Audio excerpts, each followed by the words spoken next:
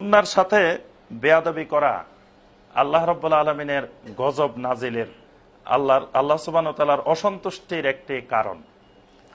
আমরা দেখি এক ব্যক্তি, যেটি সহিহ মুসলিমের হাদিসে এসেছে, যে এক ব্যক্তি নবী সাল্লাল্লাহু আলাইহি ওয়াসাল্লামের সামনে বাম হাত দিয়ে খাচ্ছিল। নবী সাল্লাল্লাহু আলাইহি ওয়াসাল্লাম বললেন, কুল বিয়ামিনিক, যে তুমি ডান হাত দিয়ে খাও। সে বলল, লা আস্তাতিউ, যে আমি তো ডান হাত দিয়ে খেতে পারি না। সে অহংকার বশত এই কথাটা বলছিল যে আমি ডান হাত দিয়ে খেতে পারি না। নবী সাল্লাল্লাহু আলাইহি ওয়াসাল্লাম বলছে, লা আস্তাতা, না খেতে পারলে তাহলে খেতে পারিও না।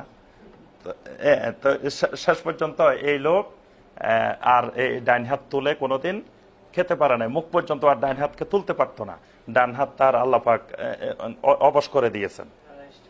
হ্যাঁ, তাহলে এখানে সুন্নাহর সাথে বেয়াদবি করা কারণে আল্লাহ পাক এখানে সাথে সাথেই গজব নাজিল করেছেন। আল্লাহ পাকের অসন্তুষ্টির একটি কারণ সুন্নাহর সাথে বেয়াদবি করা। একটা সুন্নাহ, সেটি হয়তো আমি আমল করছি না, কিন্তু সেই সুন্নাহটির বিরুদ্ধে কিছু বলা, এটা তো সুন্নাহর সাথে বেয়াদবি করা। এখন বর্তমানে আমরা সমাজে অনেকগুলো বিষয় দেখতে পাই, যে দেখা যাচ্ছে আমরা আগের থেকে আমরা একটা জিনিস আমল করে আসতেছি, কিন্তু এর বাহিরেও অনেকগুলো বিষয় হাদিসের মধ্যে আছে, সুন্নাহ দ্বারা প্রমাণিত। এখন ওই সুন্নাহটি হয়তো আমি আমল করতেছি না, কিন্তু আমি আমল করতেছি না বলেই আমি সেটার বিরুদ্ধে লেগে যাব, এটা সুন্নাহর সাথে বেয়াদবি হয়ে যাবে। আমরা যদি একটু গভীরভাবে চিন্তা করে দেখি, যেমন রাফল ইয়াদাইন করা। রাফল ইয়াদাইন আমরা এই দেশে প্রাচীন আমল থেকে করি না। আমরা এই দেশের ওলামায়ে কেরামদেরকে, আমরা যাদের নিকট লেখাপড়া করেছি, যাদের থেকে করে আসতেছি, আমরা তাদেরকে কখনো রাফল ইয়াদাইন করতে দেখি নাই। আমরা ছোটবেলা থেকে না করতে অভ্যস্ত। তো ইদানিং আমরা দেখি অনেক ভাই রাফল ইয়াদাইন করেন। এখন আমরা তো সবাই ওলামায়ে কেরাম, আমরা যখন হাদিসের মধ্যে দেখব, তখন দেখব যে রাফল ইয়াদাইনের ব্যাপারে অসংখ্য সহিহ হাদিস আছে। তো ঠিক আছে, আমি করি না, তাই বলে তো আমি ওইটার আবার বিরোধিতাও করতে পারি না। আমরা সবাই কিন্তু ফিকহের কিতাবাদিতে বা হাদিসের গ্রন্থে আমরা রাফল ইয়াদাইনের হাদিস পড়ছি না, সবাই পড়েছি।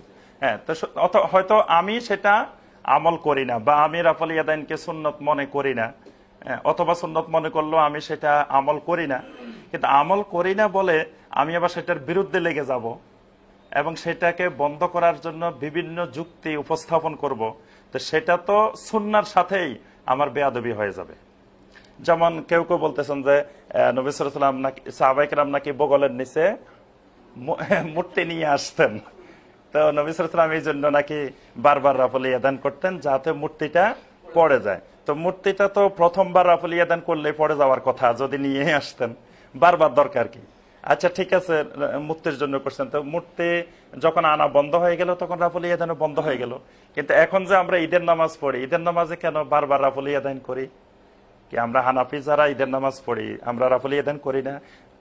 প্রত্যেক তাকবীরের সাথে সাথে রাফল ইয়াদান করি। তো এখন তো মূর্তি নাই, বা নবী সাল্লাল্লাহু আলাইহি ওয়াসাল্লাম তো রাফল ইয়াদান নাকি শেষ দিকে বন্ধ করে দিয়েছেন। তো বন্ধ করে দিলে এটা থাকলো কিভাবে ঈদেরটা? তাহলে কি সাহাবায়ে কেরাম অন্য দিন আনতেন না, ঈদের দিন মূর্তি নিয়ে আসতেন? এই জন্য নবী সাল্লাল্লাহু আলাইহি ওয়াসাল্লাম ওই দিন রেখে দিয়েছেন। হ্যাঁ, তো অর্থাৎ মানে আমি আমল না করি সেটা ভিন্ন কথা, কিন্তু একটা সুন্নাহর বিরুদ্ধে লেগে যাওয়া এবং সেই সুন্নাহটাকে বন্ধ করার জন্য বিভিন্ন ধরনের যুক্তি উপস্থাপন করা, সেটা তো সুন্নাহর সাথে বেয়াদবি হয়ে যাচ্ছে। হয়তো আমি ওই ব্যক্তি পছন্দ করি না, বা আমি আহলে হাদিস পছন্দ করি না, হতে পারে। আহলে হাদিসের বিরোধিতা করতে গিয়ে যদি আমি আল্লাহ রসুলের বিরোধিতা করে বসে থাকি, সুন্নাহর বিরোধিতা করে বসে থাকি, তখন তো এটা মারাত্মক হয়ে যাবে। কিন্তু বর্তমানে আমরা সমাজে এরকম কোন কোন ওলামায়ে কেরামকে দেখতে পাই। এরপরে রাসূল সাল্লাল্লাহু আলাইহি ওয়াসাল্লামের অনুকরণ, এটি হলো সফলতার সনদ, সার্টিফিকেট। আল্লাহ পাক সূরা আল আযাবের ৭১ নম্বর আয়াতে বলেছেন, ওয়া মান ইউতিল্লাহ ওয়া রাসূলাহু ফাকাদ ফাযা ফাওজান আযীমা। এখানে আল্লাহ পাক বলেছেন ফাকাদ ফাযা ফাওজান আযীমা। এরপরে সুন্নাহ সম্পর্কে অবগত হওয়ার পরেও যদি সুন্নাহ অনুযায়ী আমল না করে, তাহলে সেটা রাসূল সাল্লাল্লাহু আলাইহি ওয়াসাল্লামের নাফরমানি হিসাবে গণ্য হবে। যেমন সহিহ মুসলিমের 1114 নম্বর হাদিস, জাবের রাদিয়াল্লাহু তাআলা আনহু থেকে হাদিসটি বর্ণিত, যে নবী সাল্লাল্লাহু আলাইহি ওয়াসাল্লাম আন্না রাসূলুল্লাহ সাল্লাল্লাহু আলাইহি ওয়াসাল্লাম খারাজা আমাল ফাতহে ইলা মক্কা ফি রমাদান। রমাদানের মধ্যে নবী সাল্লাল্লাহু আলাইহি ওয়াসাল্লাম যখন মক্কার দিকে আসতেছিলেন, তখন নবী সাল্লাল্লাহু আলাইহি ওয়াসাল্লাম এবং সাহাবায়ে কেরাম সিয়াম পালনরত অবস্থায় ছিলেন এবং কোরা আল গামিম নামক স্থান পর্যন্ত পৌঁছলেন। তখন নবী সাল্লাল্লাহু আলাইহি ওয়াসাল্লাম একটি পানির পাত্র নিয়ে আসলেন এবং সেটাকে উপরের দিকে ধরলেন, হাত্তা নাজারান নাস ইলাইহি, যাতে মানুষ সেই পানির পাত্রটি দেখে। এরপরে নবী সাল্লাল্লাহু আলাইহি ওয়াসাল্লাম সেই পানি পান করে রোজা ভেঙে ফেললেন। তখন নবী সাল্লাল্লাহু আলাইহি ওয়াসাল্লামকে এসে বলা হলো, ইন্না বাদান নাস কাদ সামা, ইয়া রাসূলুল্লাহ সাল্লাল্লাহু আলাইহি ওয়াসাল্লাম, আপনি সিয়াম ভেঙে ফেলছেন, এখনো কিন্তু কিছু কিছু মানুষ সিয়াম পালন করতেছে। নবী সাল্লাল্লাহু আলাইহি ওয়াসাল্লাম বলেন, উলাইকাল উসাত, উলাইকাল উসাত, যে এরা নাফরমান, এরা নাফরমান, কারণ এরা আমি যে পানি উপরের দিকে তুলছি এটা দেখছে, আবার আমি পানি পান করছি এটাও দেখছে। তো আমার এগুলো দেখার সুন্নাহ জানার পরেও, দেখার পরেও সে সুন্নাহর উপর আমল করছে না, মানে সে নিজেকে আমার থেকে বেশি বুজুর্গ হওয়ার চেষ্টা করতেছে, তাহলে উলাইকাল উসাত, উলাইকাল উসাত।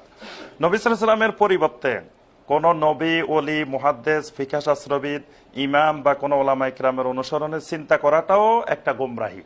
মানে নবী সাল্লাল্লাহু আলাইহি ওয়াসাল্লামের সুস্পষ্ট সুন্নাহ পাওয়ার পরেও যদি আমি বলি যে অমুক ওলি তো এটা করে না, অমুক মুহাদ্দিস সাহেব তো এটা করে না, অমুক ফকিহ সাহেব তো এটা করে না, তাহলে আমি করব কেন?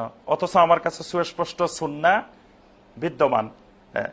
এই ব্যাপারে আমরা একটা হাদিস দেখি, মুসনাদ ইমাম আহমদের 15,223 নম্বর হাদিস, এটিও জাবের রাদিয়াল্লাহু তাআলা আনহু থেকে বর্ণিত। ওমর রাদিয়াল্লাহু তাআলা আনহু নবী সাল্লাল্লাহু আলাইহি ওয়াসাল্লামের কাছে এসে বললেন যে আমরা সময়ের সংকীর্ণ স্বল্পতার কারণে আমরা সংক্ষেপ করতেছি।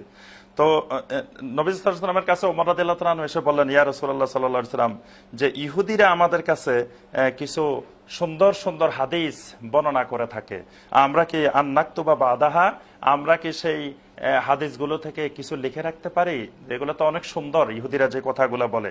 তো তখন নবী সাল্লাল্লাহু আলাইহি ওয়াসাল্লাম বললেন, আ মুতাহাওয়িকুনা আনতুম কামা তাহাওয়াকাতুল ইয়াহুদ ওয়ান নাসারা, ইহুদি এবং নাসারারা যেরকম তাদের দ্বীনের ব্যাপারে সন্দেহ পোষণ করতো, তোমরাও কি এরকম সন্দেহ পোষণ করো? লাকাদ জিতুকুম বিহা বাইদা নাকিয়া ওয়ালাউ কানা মূসা হাইয়ান মা ওয়াসাআহু ইল্লা ইত্তিবাই।